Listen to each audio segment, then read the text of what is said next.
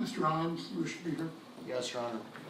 Pursuant to California Penal Code Section 194.e, the court is well aware of its duty to reweigh the penalty phase evidence in deciding whether or not the jury had sufficient aggravating evidence to substantially outweigh that of the mitigating evidence that was presented. As I laid out in my trial brief to the court on that issue that was filed some time ago, I hope the court had an opportunity to read it. I did.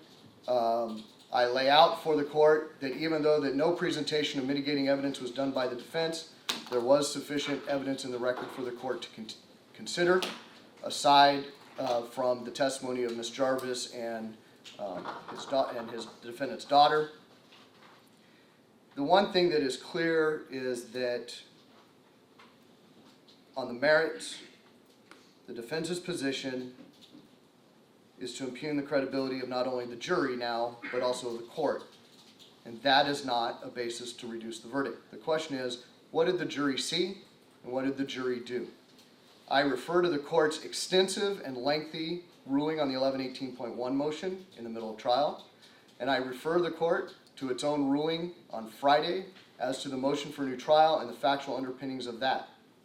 That would be evidence of this crime in this case.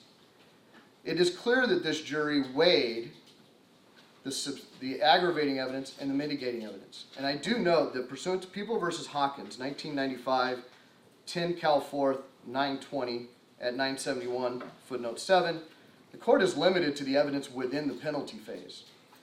Granted, the people did rely on the circumstances of the offense, so some of that evidence does become material and relevant to that analysis. But what this jury did was not a rubber stamp. As the court recalls and the record reflects, this jury actually returned a clearly deliberated verdict. They not only returned a death verdict as to Summer, Gianni, and Joseph Jr., instead, they returned a verdict of life without parole as to Joseph. That is itself is evidence of deliberation by this jury and weighing the substantial evidence of the aggravating and mitigating factors. I think the court can also take into consideration the defendant's lack of remorse. I think that has been abundant and apparent from the day one of this investigation, through his attitude towards investigators in the interviews, his statements to investigators, his statements to the family, through today.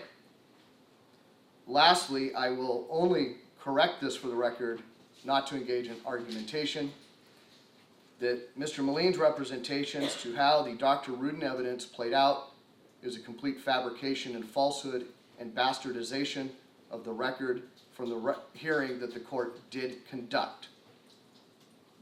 The defense was given notice of Dr. Rudin at the beginning of the trial, were provided his materials. During the course of preparing for trial, the people did make a tactical decision not to use him. And at that moment, an email was sent to all counsel, advising them of Dr. Rudin's conclusions and inviting them to contact them for further explanation as to all the technical details. They were on notice. So to say that they didn't learn about it until Dr. Rudin contacted them is not accurate and is false. The court should not consider that in weighing this, as the court is limited to the evidence that was presented at the penalty phase. Based on that, based on the pleadings, unless the court has any specific questions or inquiries, people would submit and ask the court to deny the statutory motion to reduce this deliberative verdict from the jury. All right. Your Honor, I do have one brief comment. Sure. What counsel has just said regarding the emails, he knows what he's saying is not true, because he knows that in the February 15 emails he didn't disclose all the facts, and he's forgetting that the court made a finding that he withheld exculpatory evidence, and that Exhibit O should have been turned over to the defense, and he destroyed it. The court has already made that finding, so I'm not sure what he's talking about in regards to he did everything that he was supposed to do. He didn't, and the court found that he didn't, and not turning over Exhibit O. Second thing, let's not forget, Your Honor, that there's 3 profiles, okay? And yes, I'm going to call them profiles because that's what they are. Whether you want to call them profiles or allele lists, these are 3 individuals that were located, their DNA was located in the graves in areas that the prosecution's expert themselves went to, because those are the logical places that DNA, if it were to survive the decomposition fluid, it would be in those areas, the knots of the ropes, some clothing items, and those were examined by the prosecution as well, because that's where, even though they were in decomposition fluid, that's where DNA would survive. And so they did it and we did it. We just used different technology. We used the MVAC to suck out whatever we could. It's a powerful tool. You addressed all of this on Friday. Right, but the issue that I want the court to consider is that you still have these three profiles, and the fact that the DA's office, who's the only person in this case that can actually run those do those single key submissions, still refuses to this day to do that. And there's no reason to it. It's indefensible not to at least do the single key submissions, and so you still have that unanswered question out there. And I'd like the court to consider that as well. Thank you. Right, as I say, you raised those issues on Friday, and the court addressed the DNA issues at length on Friday. Can I clarify one thing on that? There is no statute authorizing the district attorney or the district attorney's Yeah, and office. you addressed that on Friday as well. Okay, just wanted to make that Okay. clear. I didn't, apparently it wasn't clear enough, so, okay, thank you. All right. So, as pointed out, the standard that the court is required to utilize in reviewing a verdict of death by the jury and considering the statutory motion to reduce that verdict to life imprisonment without the possibility of parole is that the court must independently examine and weigh the evidence regarding the aggravating and mitigating circumstances. And then the judge must make an independent judgment as to whether or not the totality of the weight of that evidence supports the jury's verdict of death. The court does not render its own or de novo penalty decision. And that standard is set forth by the California Supreme Court in People versus Espinoza at 3 Cal 4th 806, People versus Alvarez 14 Cal 4th 155, and People versus Cunningham 25 Cal 4th 926. The court has independently examined and weighed the evidence. As I indicated on Friday, I independently examined and weighed the evidence with regard to the sufficiency of the evidence to support the verdicts and reached conclusions on that.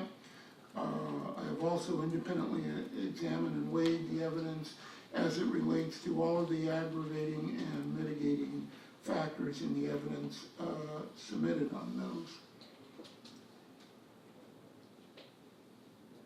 The court will summarize the primary evidence that is most significant to the court in making its independent judgment as to whether or not the weight of the evidence supports the jury's verdict. Before I do that, however, let me address two issues that were raised by Mr. Moline in his comments. He again referred to the binder of exhibits 1 through 6, that the court indicated it would not be considering here. And he indicated that anything that the prosecution put forth, the defense was able to show that it was either out of context or flat out false. And that's what those exhibits 1 through 6 were to demonstrate. As I indicated, the court had reviewed the entire record of all of the evidence, both defense and prosecution, to evaluate the evidence and to make an independent judgment. What Mr. Moline is basically saying is there's a conflict in the evidence. Prosecution evidence says one thing, defense evidence says no, that evidence is wrong, it's taken out of context. it's false, here's why it's false. That creates a conflict in the evidence. Jurors had the opportunity to see the arguments on both sides, to evaluate those conflicts in the evidence, and the jury resolved that conflict against the defense and in favor of the prosecution. In the court's independent judgment, after weighing all of the evidence, the court's independent judgment was and is that substantial evidence supports the jury's verdict in resolving those conflicts in the evidence. And then with regard to the Dr. Rubin issue, we obviously had extensive discussions and hearings on that during the trial. There was testimony by Dr. Rubin, there was a declaration by Mr. Imes, there was discussion with the court ultimately rendered a ruling, and the court again addressed that on Friday, so the record is clear on those issues. So then with regard to the motion to modify the verdict, as I indicated, the court has independently examined and weighed the evidence of aggravating and mitigating circumstances. Obviously, the most significant aggravating circumstance in the case is factor A, the circumstances of the crime. The circumstances of the crime, even as Mr. Moline admits, are extremely aggravated. And the aggravated nature of the crime certainly carries significant weight in terms of the aggravating factors. The underlying motives for the crime were financial gain.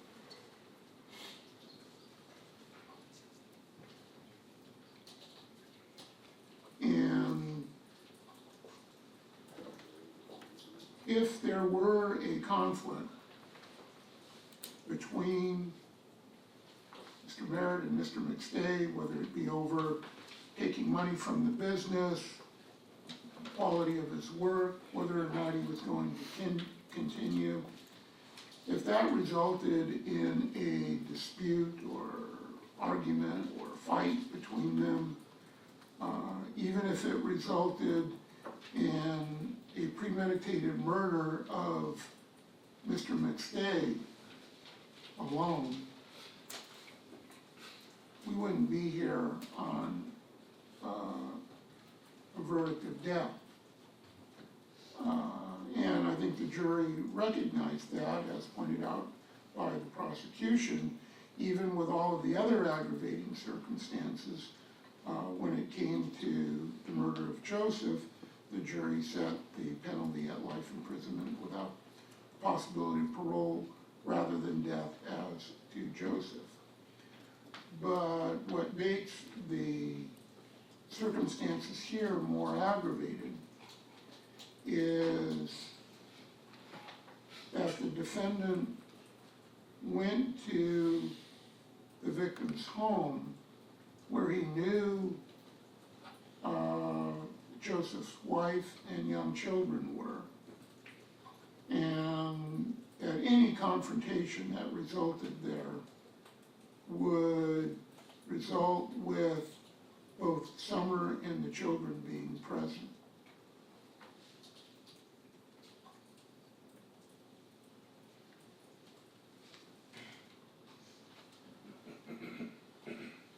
As acknowledged by Mr. Moline, the additional killing, not only of Summer, but of two small children, is extremely aggravating. If you were to imagine a scale of 1 to 10 of aggravation, there isn't really much that can be more aggravating than the intentional murder of two small children and the manner in which that was done with multiple blunt force trauma to their heads.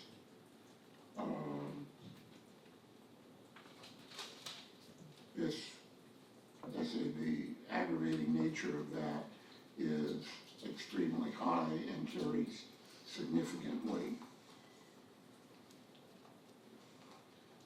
And as I indicated, the manner of the killings, not only of the children, but of Joseph and Summer, of multiple forceful blunt force trauma to the head, is extremely violent and adds to the aggravating nature of the circumstances of the crime. Related to circumstances of the crime is the impact of the deaths of the family members. And anyone killed probably has friends or family, but oftentimes if it's a stranger who kills the victim, they don't know the family, they don't know of the family. Here, Mr. Merritt knew Joseph, knew that he had a brother, knew that he had a mother. So he knew the impact of the loss that would be created for the family. Not only the loss once their deaths were discovered, but also the uncertainty of the years of not knowing what may have happened to them. So that is also an additional aggravating factor. An additional aggravating factor related to the circumstances of the crime is that the victims were vulnerable. Certainly the two small children were vulnerable, but also Joseph and Summer were vulnerable in the sense that Mr. Merritt was someone that was known to them. So him arriving at their home, regardless of any conflict that they may have had during the course of the earlier in the day on February the 4th, regardless of what may have occurred between Joseph and Mr. Merritt, he was someone that was known to them for a long period of time, that they had had a friendly relationship as well as a business relationship. And there was no reason for either of them to suspect violence on the part of Mr. Merritt. And so that makes them vulnerable to where they would allow Mr. Merritt into their home and not be on guard for a violent attack. And while the court did find that the evidence suggests the multiple blunt force traumas to the head, which would have resulted in significant bleeding and a significant bloody scene, did not occur inside the house. Of course, that does not mean that there could not have been other violence rendering the victims either unconscious or restrained or otherwise compelled to or forced to leave with the defendant.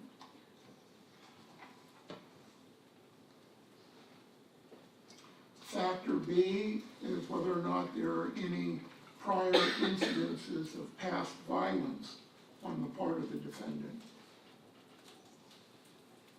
Here, there is not. There is no history of any prior violence on the part of the defendant. That is a significant mitigating factor on behalf of Mr. Merritt.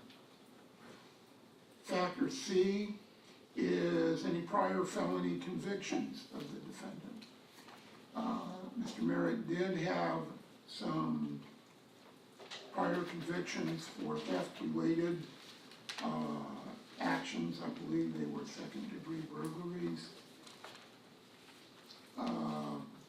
There was more than one, so the existence of those is an aggravating factor. But given that they, number one, were not violent, number two, there may have been one within a year of the offense in this case, but the others were more remote. Court does not consider them a strong or a substantial aggravating factor, but the existence of them is still an aggravating factor. But the court does not give significant or strong weight to those convictions in its independent evaluation of the weighing of the aggravating and mitigating factors. Factors D, E, F, and G do not apply in this case. Factor D is whether the defendant suffered from an extreme mental or emotional disturbance. Factor E is whether the victims consented to or participated in any of the defendant's activity. Factor F is whether or not the defendant acted with a reasonable belief of moral justification. Factor G is whether or not the defendant was acting under duress or substantial domination of another. There's no evidence of any of those, so those are not applicable in this case. Likewise, factor H, the capacity of the defendant to appreciate the criminal nature of his conduct. Again, there's no evidence of mental health issues or intoxication at the time of the commission of the offenses. No evidence to indicate the defendant was not able to appreciate the criminal nature of his conduct, and so that factor also is not applicable here.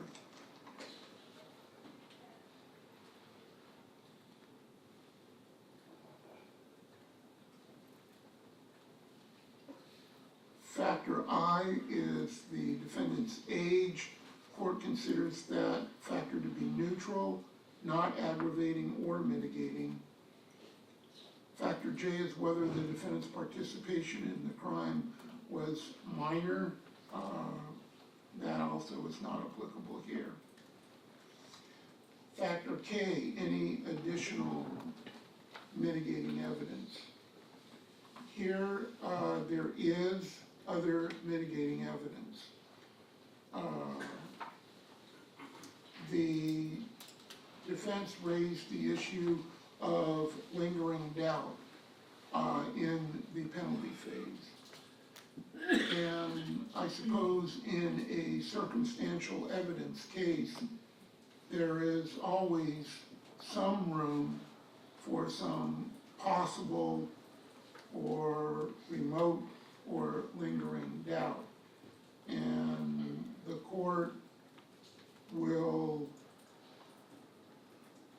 acknowledge there is the possibility of the existence of some lingering doubt, and that is a mitigating factor to take into consideration in determining the appropriate penalty. In light of the court's ruling with regard to the sufficiency of the evidence, again, the court does not consider that a strong mitigating factor or attach significant weight to it, but it is a mitigating factor.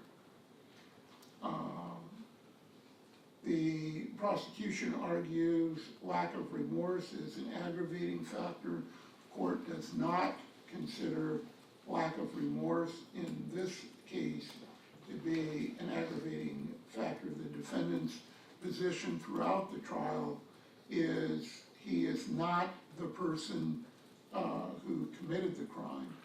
So a defendant asserting his innocence, I don't think can be considered a factor in aggravation. And so the court does not consider lack of remorse where the defendant is steadfast in his assertion he is not the responsible party to be a circumstance in aggravation. During the guilt phase of the trial, the defendant's daughter testified. She testified to certain facts with regard to the alleged phone call on February the 4th.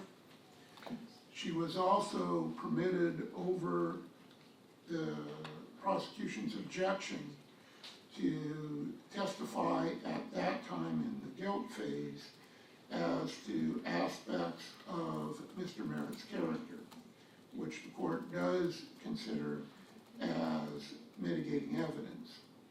She indicated that she had a close and strong relationship with her father, and that reflects positively on Mr. Merritt and the values that she attributed to him.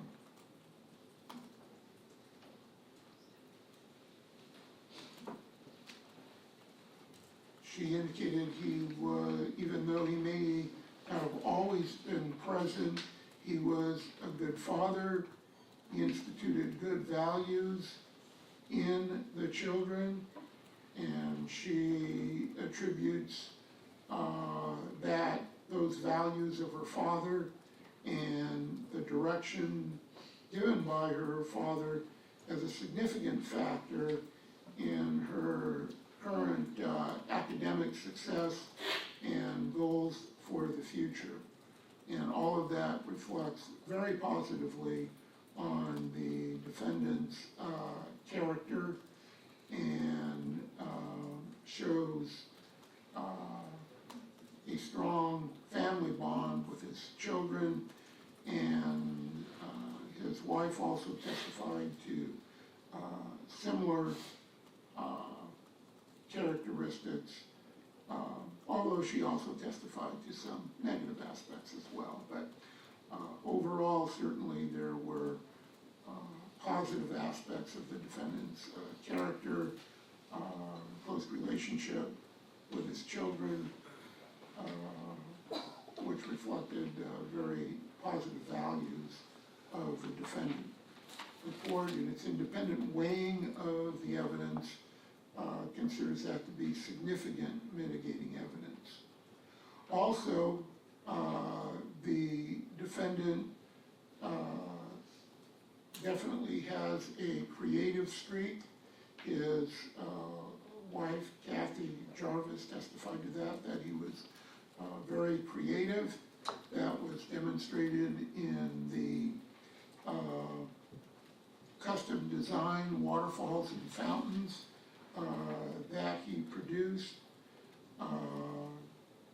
There were times where he indicated, where he demonstrated positive work ethic in maintaining a business, creating a creative product. As I indicated, on Friday, there were also times where that work ethic was wanting or failing, but certainly the fact that he had a creative skill and he had the welding skills and still does to create and make custom fountains and other creative items is also a positive factor and a significant mitigating circumstance. In order to sustain a verdict of death, the aggravating factors must outweigh the mitigating factors, and the aggravating factors must be so substantial in comparison to the mitigating factors that death, rather than life in prison without the possibility of parole, is the appropriate sentence. The jury so found that with regard to the murder of Summer, Gianni, and Joseph Jr., that the aggravating factors did outweigh the mitigating factors, and that the aggravating factors were so substantial in comparison to the mitigating factors that death was the appropriate verdict for those 3 offenses. After independently examining and weighing all of the evidence of all of the aggravating and mitigating circumstances, it is the independent judgment of this court that the totality of the weight of the aggravating evidence overwhelmingly supports the jury's verdict of death. The extreme violence and savagery of the nature of the killings, particularly of 2 small children, far outweighs the totality of all of the mitigating evidence.